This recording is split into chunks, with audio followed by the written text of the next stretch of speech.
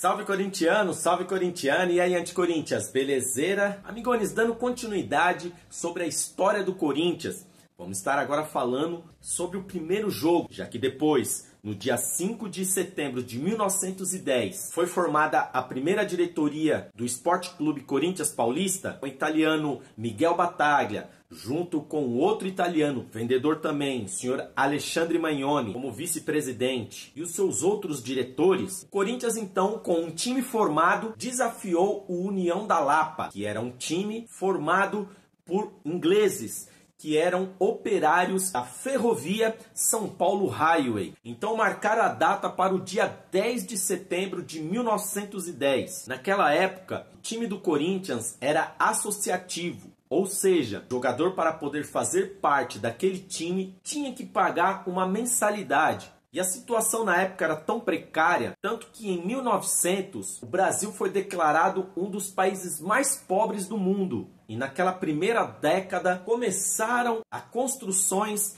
das ferrovias. E com a chegada da ferrovia vieram também muitos imigrantes. Imigrantes italianos, espanhóis, muitos orientais, árabes, portugueses. E ali naquela mistura daquela classe operária conseguiram formar um time. E naquela época os times de várzea não tinham treinador.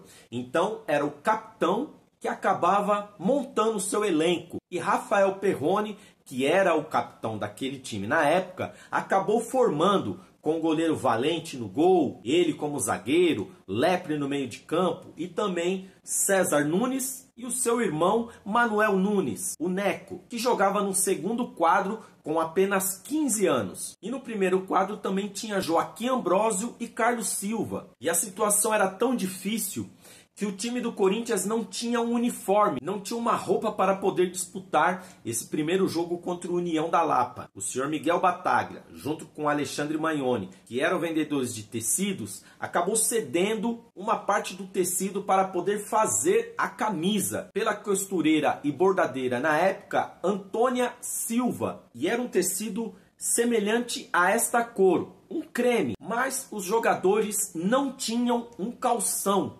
Foi então que eles pegavam os sacos de panos, faziam 2 furos no fundo e usavam uma cinta para poder segurar aquele saco e fazer um calção. O time saiu dali, do Campo Santos Dumont, que ficava ali no Bom Retiro, exatamente onde é a quadra da Gaviões da Fiel, onde algumas reuniões aconteciam exatamente naquele local, seguido por cerca de 500 torcedores até o bairro da Lapa, onde tinha um campo de várzea e os jogadores da Ferrovia São Paulo Highway faziam seus treinos e os seus jogos. Naquela época não havia um transporte até o local. Muitos foram caminhando, outros em carroças. E quando aquele time, seguido por aquela multidão de torcedores, chegou no campo do União da Lapa, os jogadores do União da Lapa se surpreenderam com aquela torcida para poder assistir aquele time de operários. Aquele jogo que aconteceu no dia 10 de setembro de 1910 foi bastante disputado.